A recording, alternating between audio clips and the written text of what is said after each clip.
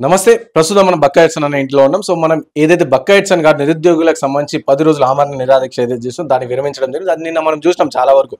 So, ఏ విధంగా అయితే నిన్న సడెన్‌గా వచ్చి ఆయన ఆరోగ్య పరిస్థితి బాలేనప్పుడు అంబులెన్స్ బుక్ చేసుకొని అక్కడి నుంచి ఇటు డీడీ హాస్పిటల్‌కెళ్ళి అక్కడి నుంచి మళ్ళా పోలీసు అత్యుత్సాహం చూపించి అక్కడి నుంచి మళ్ళా నిమ్స్ హాస్పిటల్‌కి తీసుకెళ్ళి మళ్ళీ అక్కడ కొద్దిసేపు ట్రీట్మెంట్ అందనీయకుండా చేసి దాని తర్వాత ఇదే నేపథ్యంలో సో, ఈరోజు మార్నింగ్ అతను డిశ్చార్జ్ చేసి సో, ఇంటికి తీసుకురావడం జరిగింది. సో, ఇక్కడనే మోతుపల్లి నర్సింహ్‌లో కాంగ్రెస్ పార్టీ సీనియర్ నాయకులు వారు కూడా పరామర్శించడానికి వచ్చారు. సో, ఒకసారి మాట్లాడదాం, ఇద్దరితో మాట్లాడించే ప్రయత్నం మనం చేద్దాం. సార్ నమస్తే సార్. నమస్తే. సార్ చెప్పండి సార్, ఎట్లా అనిపించండి నిన్న ఇన్ని రోజులు నిరాహార దీక్ష చేసిర్రు బక్కా ఎడ్సన్ గారు. సో, మీరు ఇప్పుడు పరామర్శించడానికి ఎట్లా?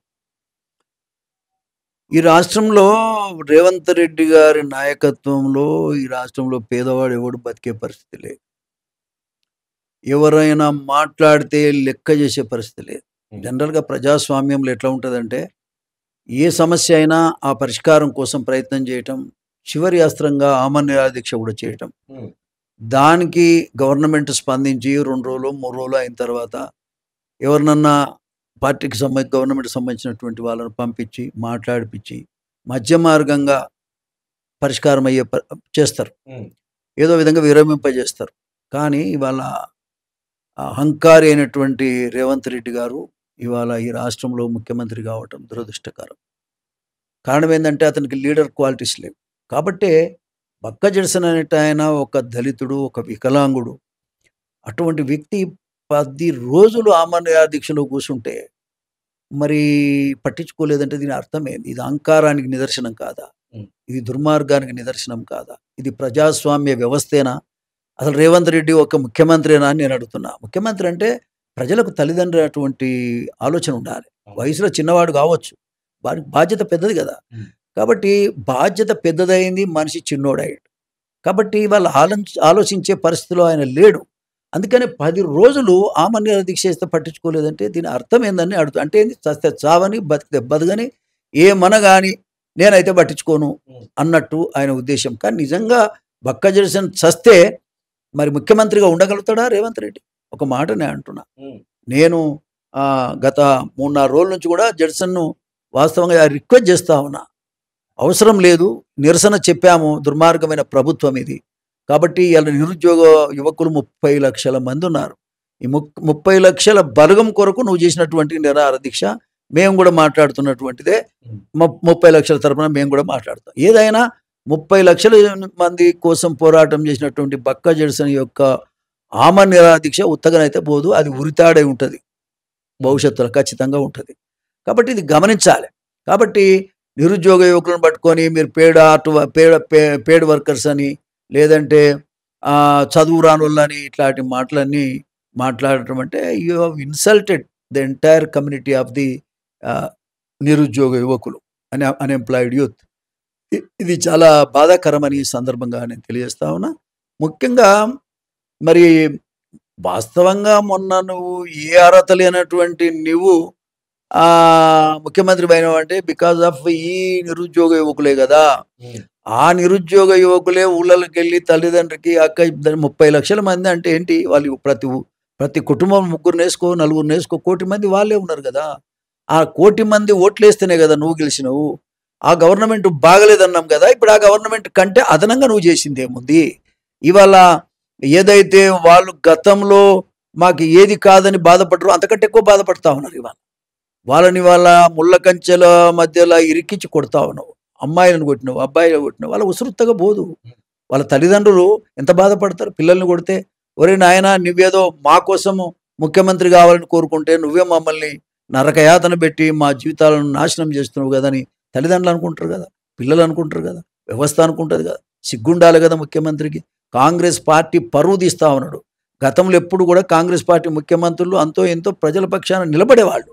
ఇంత నిరంకుశంగా ఉన్నటువంటి ఇతర పెత్తందారి విధానం అనేది గతంలో ఏ ముఖ్యమంత్రి, నేను 10 మందిని చూశాను, ఎవరికి కూడా లేదు ఇంత అహంకారం. ఇది కేవలం ఏంటంటే ఇతను లీడర్ కాదు, లీడర్ క్వాలిటీస్ లేవు ఇతనికి. ఇతను కావటమే ఒక దురదృష్టం. కాబట్టి ఖచ్చితంగా ఈయనకు తగిన గుణపాఠం రాబోయే కాలంలో ప్రజలు చెప్తారు. ఇవాళ ఎస్సీలు వ్యతిరేకంగా ఉన్నారు. కాకపోతే ఇలా మాదిగలు ఈ రాష్ట్రంలో 80 లక్షల మంది ఉన్నారు. వాళ్ళకు ఒక టికెట్ కూడా నువ్వు ఇవ్వలేకపోయావు. కావాలనే నువ్వు వాళ్ళకు ఇవ్వకుండా ఇన్సల్ట్ చేశావు, అవమానపరిచావు. బీసీలకు ఒక టికెట్ ఇవ్వలేదు. ఇలా బీసీలు మరి గౌడ్స్ లేరా పార్లమెంట్ పోవద్దా, వాళ్ళు గొల్ల కుర్మలు పార్లమెంట్ పోవద్దా, మున్నూరు కాపలు పార్లమెంట్ పోవద్దా, లేకపోతే పద్మశాలి పార్లమెంట్, లేకపోతే చాకలి మంగళూరు పోవద్దా? 94 కులాలు ఉన్నాయి. మరి వాళ్ళల్లో ఎవరు కూడా పార్లమెంట్ పోవద్దా? కేవలం రెడ్డి కులస్తులే పోవాలన్నా? ఇది ఎంతవరకు సమంజసం? మాదిగోళ్ళు 80 లక్షల మంది ఉన్నారు. ఒక్కలన్నా రేపు ఏబిసిడి బిల్లు కనుక పార్లమెంట్లో వస్తే దానికి సంబంధించినటువంటి ఒక్క వ్యక్తి లేకుండా చేశాడు. అంటే ఏబిసిడి కావద్దనేది ఆయనకు ఉన్నటువంటి ఆలోచన అనేది క్లియర్ కనబడుతున్నది. కాబట్టి anti Madiga, anti BC, anti నిరుద్యోగులు, మరి ఏ రకంగా ఎవరి కోసమైనా ప్రభుత్వాన్ని నడుపుతుందంటే ఆయన కులం కొరకు, వ్యాపారస్తుల కొరకు, పెత్తందారుల కోసమే ఈ ప్రభుత్వం తప్ప పేదోళ్ళ కోసం కాదు. ఇది ప్రజా ప్రభుత్వం కాదు, ఇది దగా ప్రభుత్వం, ఇది ప్రజా వ్యతిరేకమైనటువంటి ప్రభుత్వం అని కూడా ఈ సందర్భంగా నేను తెలియజేస్తా ఉన్నా. నిరుద్యోగుల యొక్క నిరసన ఒక్క రోజుతో పోయేది కాదు. ఇది ఉద్యోగం రాని ప్రతి వాడు నిన్ను ఎంబడిస్తాడు, నిన్ను వెంటాడుతాడు, నిన్ను తరిమి కొడతాడు ఒకరోజు. ఇది గమనించుకోవాలి రేవంత్ రెడ్డి అని కూడా ఈ సందర్భంగా నేను తెలియజేస్తా ఉన్నా. బక్కా జడ్సన్ వాస్తవంగా చెప్పాలంటే ఆయన విరమించుకోవడానికి సిద్ధంగా లేడు, కానీ సచ్చినా పర్వాలేదు, కానీ మేము అందరం కూడా ఇటువంటి మూర్ఖుని రాజ్యంలో పోరాటం చేద్దాం తప్ప నువ్వు చావద్దు తమ్ముడని చెప్పేసి గత 3-4 రోజుల నుంచి కూడా నేను రిక్వెస్ట్ చేస్తా ఉన్నా. దాని ఫలితంగా ఇవాళ వారు విత్డ్రా చేసుకున్నారు. వారు చేసినటువంటి కృషి, వారి త్యాగం తప్పకుండా ప్రజలు మర్చిపోరు.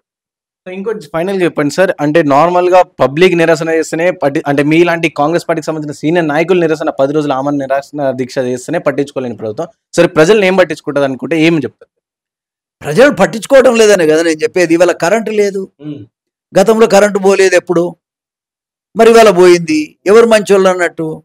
గతంలో నిరుద్యోగ యువకులు కనీసం 30,000 మందికి ఉద్యోగాలు ఇచ్చారు వాళ్ళు. మొన్న ఇది రిక్రూట్మెంట్ చేశారు వాళ్ళు, నోటిఫికేషన్ ఇచ్చి. ఆ సర్టిఫికేట్లు మాత్రమే ఈయన ఇచ్చాడు. రిక్రూట్మెంట్ చేసిందంతా వాళ్లే, ఎగ్జామ్స్ కానీ అన్ని రకాల ఇంటర్వ్యూలు కానీ అన్ని వాళ్ళే చేశారు. కేవలం సర్టిఫికేట్ ఇవ్వాల్సింది. ఆ సర్టిఫికేట్ ఇచ్చి నేను ఇచ్చిన అంటాడు సిగ్గు లేకుండా. ఈయన ఇప్పటికి 2 లక్షలు ఇస్తామన్నాడు. ఒక్క ఉద్యోగం కూడా ఇవాళ రేవంత్ రెడ్డి గారు ఇవ్వలేదు. సిగ్గుతో తలంచుకోవాలి. జాబ్ క్యాలెండర్ ఇస్తా అన్నాడు, ఇంతవరకు ఇవ్వలేదు. తర్వాత కరెంటు సక్రమంగా ఇవ్వటం లేదు. అదేవిధంగా రైతులకు ఏది మన 500 రూపాయలు బోనస్ ఇస్తామన్నారు ఏమి క్వింటాల్కి, అది లేదు. ఇకపోతే స్కీములన్నీ 2,500 ఇస్తామన్నారు మహిళలకు, ఏమైంది? దళిత బంధు ఇస్తామన్నారు, ఏమైంది? అదేవిధంగా రైతు బంధు ఇస్తామన్నారు, ఏమైంది?